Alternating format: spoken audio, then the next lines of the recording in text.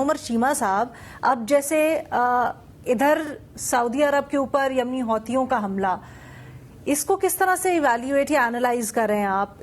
یمنی حوثیوں کا اس ساری سچویشن میں سعودی عرب کے اوپر حملہ کیا دوبارہ جنگ بھڑکانے کی ایک سازش ہو سکتی ہے، یا اس کی کیا اہمیت ہے سارے کے سارے جو محاذ چھڑا ہوا ہے اس کے اندر؟ جو آپ حوثیوں کی بات کر رہی ہیں یہ کون ہے؟ الٹیمیٹلی یہ بھی تو ایران کی پراکسیز ہے نا، یعنی کہ وہ چیز آپ ذرا امیجن کریں، اگر ہم اپنے کانٹیکسٹ میں دیکھیں تو ہم کافی دیر اپنی ریاست کو اس بات پہ کنڈیم کرتے رہے ہیں کہ ہم نے private militia, non state actors, زیادہ تر یہ کوئی کشمیر کے حوالے سے ہوتے تھے یا افغانستان کے حوالے سے، لیکن ایران کا دیکھیں یعنی کہ ان کے مقابلے میں ہم تو بڑا ہمبل فیل کرتے ہیں کہ انہوں نے ہر طرف اپنی پراکسیز جو ہیں وہ قائم کی ہوئی ہیں، ان کو ڈپلائی کیا ہوا ہے۔ جو ریما بات کر رہی تھی گلوبل بولی کی، ریجنل بولی کی، آپ یہی دیکھیں کہ الٹیمیٹلی بعض اوقات یہ طے کرنا مشکل ہوتا ہے کہ کس کی سائیڈ لی جائے، کہ ایک گلوبل بلی ہے اور دوسرا جو ریجنل بلی ہے اس کی بھی ڈیزائر وہی ہے۔ یہ نہیں ہے کہ وہ کوئی ایک قانون کی حکمرانی چاہتا ہے، یعنی کہ وہ کوئی رول آف گیم پہ کوئی اصرار کر رہا ہے، یعنی کہ وہ ریجن میں جو کچھ ہو سکتا ہے وہی کر رہے ہیں۔ ایک وہ کیا ہے ایران کے بارے میں، ایک ایران کے ہی ایک آتھر ہے، انہوں نے لکھی ہوئی ہے ٹیمپریچر رائزنگ، تو اس میں وہ کہتے ہیں کہ جب وہ 1979 میں انقلاب آیا نا تو ان کی امام خمینی سے، ابھی وہ فرانس میں تھے، ادھر ملاقات ہوئی تو انہوں نے ان کو مبارکباد دی۔ انہوں نے کہا کہ یہ انقلاب جو ہے نا صرف ایران کے لیے نہیں ہے، یہ پورے ریجن کے لیے ہے۔ تو جو عرب ان کی وجہ سے سفر کر رہے ہیں، یا جو ہم الزام عربوں پر بھی لگاتے ہیں کہ ادھر انہوں نے امریکن ٹروپس کو کیوں آنے دیا، تو اس کی بھی آپ ہسٹری دیکھیں تو وہ دو بندوں سے خوفزدہ تھے۔ ایک وہ صدام سے خوفزدہ تھے، جب اس نے کویت پر اٹیک کیا تو انہیں لگا کہ نیکسٹ جو ہے وہ کسی کی بھی باری ہو سکتی ہے۔ دوسرا انہیں ایران سے خطرہ تھا، اور ایران نے بھی بار بار ان کو ریمائنڈ کرایا، ویلیڈیٹ کیا کہ آپ کے خدشات جو ہیں وہ درست ہیں، کوئی غلط نہیں ہے۔ تو اوورآل ایران کا اگر اپنے ارد گرد کو دیکھیں تو کسی کے ساتھ کوئی اچھے تعلقات نہیں ہیں۔ اب جو ان کا نئے ہرمز پر ایشو ہے، ڈونلڈ ٹرمپ جو ہے وہ تو ایک انٹرنیشنل بلی ہے۔ اب اگر ایران کا دیکھ لیں، ان کی بھی یہ خواہش ہے کہ کسی نہ کسی طریقے سے اپنے رویے سے لکھا کے یا ایکشن کے ذریعے یہ ثابت کریں، یا ایک لوگوں کا ذہن سازی کر دیں کہ یہ جو ایک ہم خیال کیا جاتا ہے کہ یہ ایک انٹرنیشنل واٹرز ہیں، نہیں، یہ ہمارے واٹرز ہیں، یعنی کہ ادھر سے گزرنے والے جو بھی ہیں وہ ہم پر ڈیپینڈنٹ ہو گئے۔ اور انہوں نے اس پہ عمان کو بھی ساتھ ملایا۔ عمان نے پہلے ہاں بھر دی، پھر اس نے ٹرمپ نے کوئی ایک دھمکی میں ٹویٹ کیا، پھر وہ وڈرا کر گئے، پھر انہوں نے کہا کہ نہیں اس طرح سے تو نہیں ہونا چاہیے، ہمیں ٹول ٹیکس تو نہیں لینا چاہیے، لیکن چلیں ادھر کوئی صفائی وغیرہ کا اور ہم کوئی ایک گلہ رکھ دیتے ہیں، کوئی نہیں کہ کسی کی مرضی ہے، کوئی دے دے کوئی نہ دے، ان کی مرضی ہے، تو وہ کرنا وہی چاہتے ہیں۔ اب جو ٹرمپ ہے یہ جوابی طور پہ یہ کر رہا ہے کہ جی اب باقی جو ہے ان کو کسی کو نہیں دینا پڑے گا، ایران یا ایران کے جو کسٹمرز ہیں ان کو پیسے دینے پڑیں گے۔ تو میں اس سارے عمل کو یہی سمجھتا ہوں کہ جیسے نا یہ اب مذاکرات ہو رہے ہیں وہ مسل پاور کے ذریعے ایک دوسرے کی وہ چیک کر رہے ہیں کہ کس کے پاس زیادہ پاور ہے۔ جب ان کو اندازہ ہو جائے گا تو پھر ہمارا رول شروع ہو جائے گا کہ آئیں جو دوبارہ مذاکرات کرائیں، ادروائز ہمارے کہنے سے یا یہ جنگیں جو ہیں یہ اخلاقیات پر نہیں چلتی۔ اچھا، ہم بھٹی صاحب کے پاس چلتے ہیں۔ بھٹی صاحب، آپ کا کیا اسیسمنٹ ہے ساری سچویشن پہ؟ میڈم شیخ، پہلی بات تو یہ ہے کہ بد نصیبی اور بدقسمتی سے پورے خطے میں اس وقت جنگ پھیل چکی ہے۔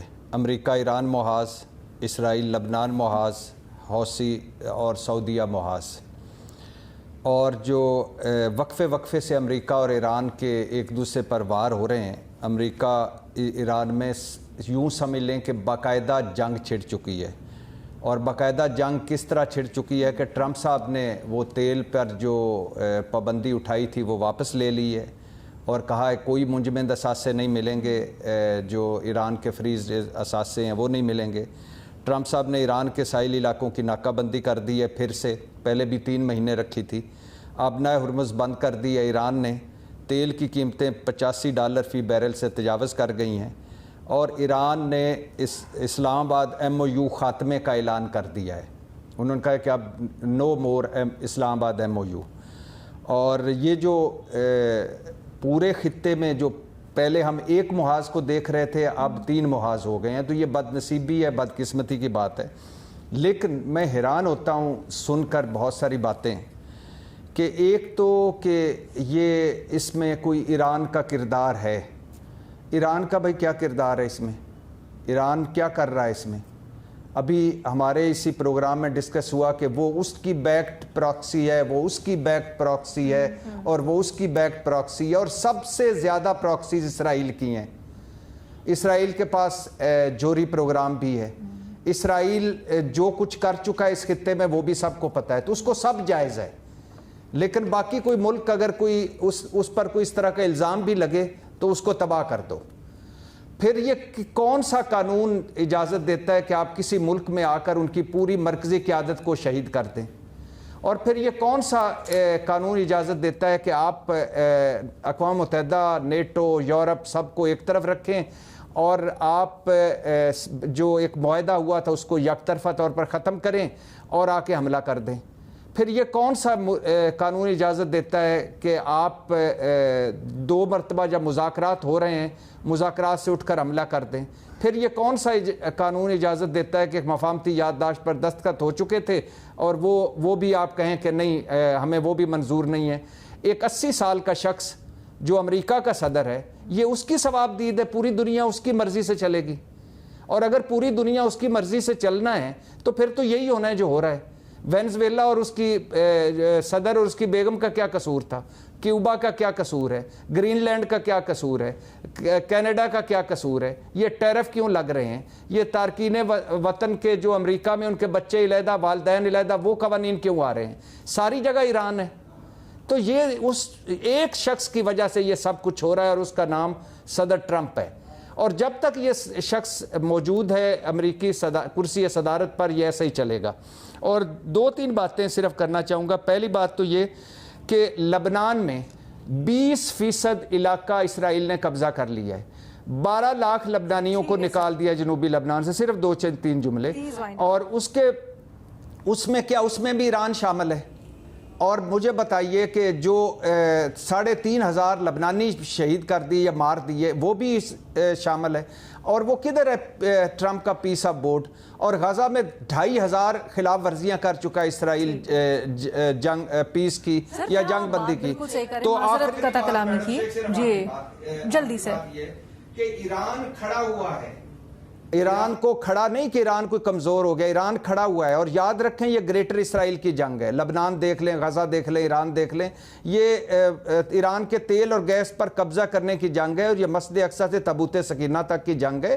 اور اس کی ایک واحد وجہ ہے وہ امریکہ ہے, اور ایک ہی بلی ہے وہ امریکہ ہے, اور ایک ہی ہے جو پوری دنیا میں وہ یہ کر رہا ہے. سارا الزام ایران اب کیا کرے, کیا کرے؟ اس کے احساس سے منجمد 45-47 سال سے پابندیاں, پوری مرکزی قیادت آپ نے شہید کر دی, اور اس کے بعد آپ جا چاہتے ہیں حملہ کر دیتے ہیں. یا اوکے بھٹی صاحب, وہ نقطہ یہ ہے کہ آپ بے شک جو بات کر رہے ہیں ایک بڑے براڈ فریم میں وہ بالکل درست ہے. امریکہ اسرائیل جو کر رہا ہے اس سے بالکل انکار, جو ظلم اور جارحیت کر رہا ہے اس سے بالکل انکار نہیں کیا جا سکتا. لیکن یہ جو اس وقت نقطہ ہے یا ہم جو سوال ایٹ لیسٹ پوچھ رہے ہیں, اور ماہرین جن کے اوپر آپ نے پوائنٹ آؤٹ کیا جو ایران کی حکمت عملی کے اوپر سوال اٹھاتے ہیں, وہ یہ پوائنٹ آگے رکھتے ہیں کہ جب MOU ہو گیا, امریکہ مجبور ہو کر پیچھے ہٹ گیا, حملے بند ہو گئے, تو اس کے بعد ایران کی حکمت عملی جہاں اس نے جہازوں کے اوپر فائر کیا, بات چیت ہو رہی تھی, ان چینلز کے اوپر سوالیہ نشان لگ گیا,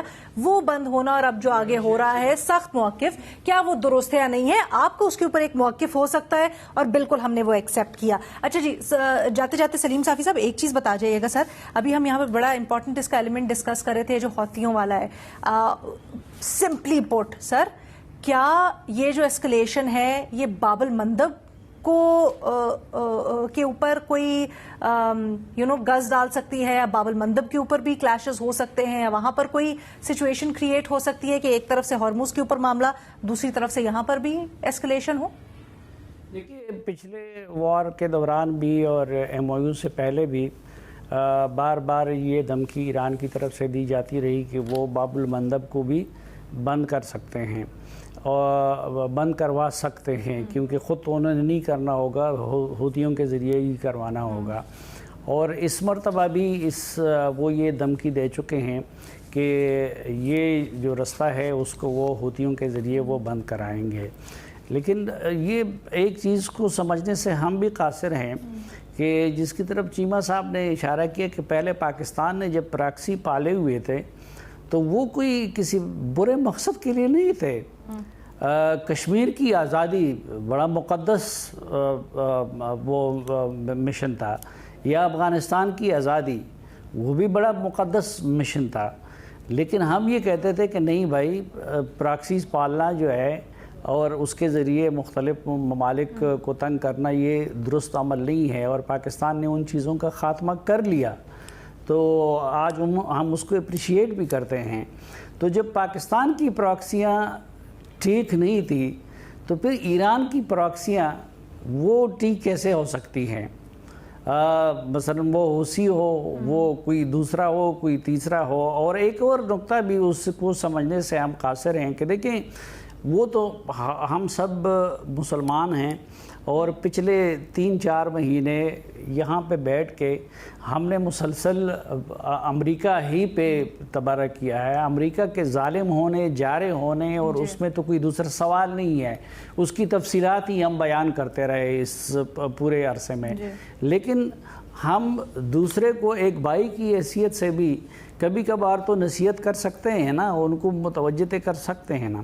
مثلا اب لبنان ایک دوسرا ملک ہے، اس کا اپنا صدر ہے، اپنا وزیر اعظم ہے، اپنا ان کا نظام ہے. تو مجھے کیا اختیار حاصل ہے کہ میں ان کے بیہاف پہ وہ امریکہ کے ساتھ یا کسی اور کے ساتھ ڈیل کروں، جس طرح کسی اور کو یہ اختیار نہیں ہے کہ وہ ایران کے بیہاف پہ وہ امریکہ کے ساتھ یا پاکستان کے ساتھ یا کسی اور کے ساتھ ڈیل کرے. تو انہی اصولوں کے تحت تو پھر کسی اور کو یہ اختیار نہیں ملنا چاہیے کہ وہ لبنان کے بیہاف پہ ڈیل کرے دنیا کے ساتھ.